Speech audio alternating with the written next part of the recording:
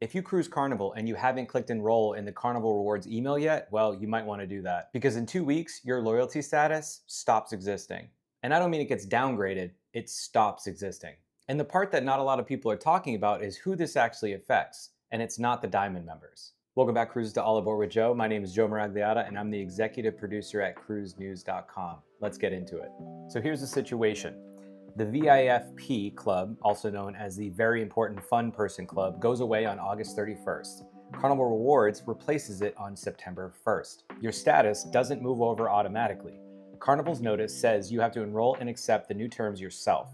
It's a privacy thing. They can't migrate your history without your permission. So that means if you don't click that button, your loyalty status and your days sailed do not carry over. So that's it. Years of cruising down the drain, simply because you didn't open up an email. The good news is, it's not all bad. Whatever your status is on August 31st will be your starting status. So every cruise you take this summer will count towards the old rules. Now for the new program. Carnival went from 1 to 2 different currencies. And this is typically where people's eyes glaze over, so stay with me.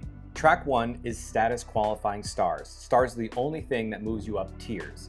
You get 3 stars for every dollar you spend on Carnival. Fare, drinks, spa, excursions, steakhouse, all of it. Casino play converts into stars too, and so does the Carnival credit card.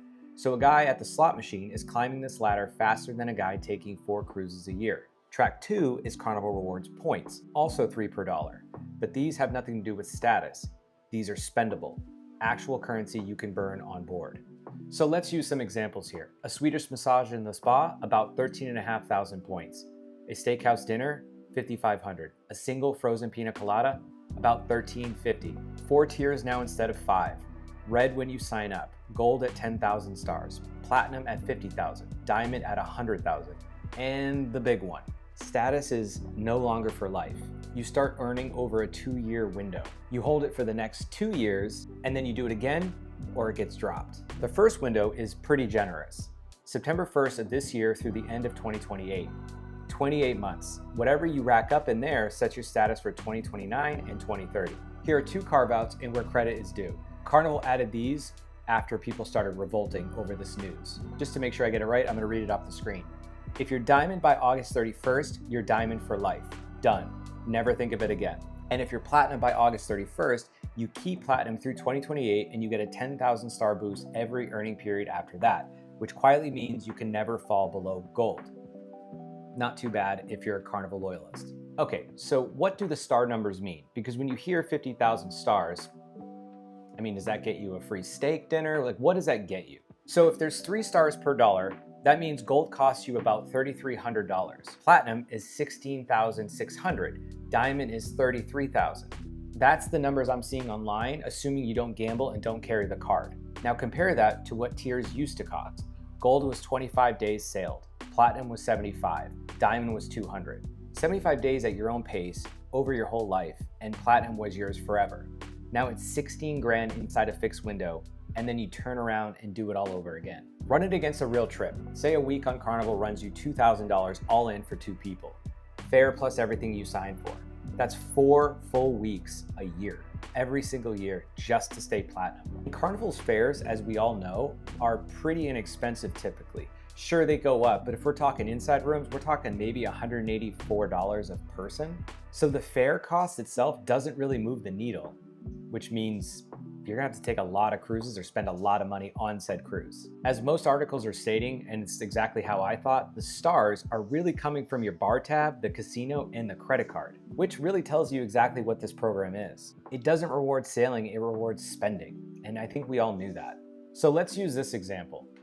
If you're one of those guests who, like in Vegas, brings their own bottles of alcohol into their room or their cans of soda, well, you used to be the ideal customer for Carnival because you're the ones booking multiple trips a year if you can afford it. But now you're kind of the least valuable customer because the ones that are going to be getting benefited are the ones spending the money. Like I said before, bar tab, casino, on the actual credit card itself. Diamond's got grandfathered. Platinum's got the star boost. Both of those groups landed fine. The person who got wrecked is sitting between 25 and 74 days on August 31st. Picture somebody at 68 days, 2 more short cruises from Platinum for Life.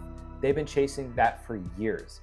On September 1st, that door closes permanently, and the new price of the same tier is $16,000.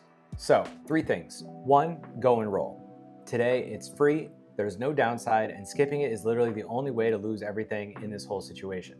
2, if you're close to a tier line right now, look at a cheap sailing before August 31st. Days still count until then, and they will never count again. 3, after September 1st, stop chasing status unless you're a heavy onboard spender or you carry the Carnival card. For everybody else, chase the points, ignore the stars, and book the best cruise instead of the Carnival one. For the record, even though you guys know I cruise a ton because that's kind of what I do for a living, I'm actually only gold in Carnival. So I'm definitely not going to be chasing status. I just don't care. Carnival isn't my cruise of choice. I do it for work. And do I have a good time? Yeah, but I am not chasing status. So one thing I want from you, if you've stayed this long in the video, thank you. I would love to know the amount of sail days you've done on Carnival, Royal Caribbean, whatever cruise line you prefer.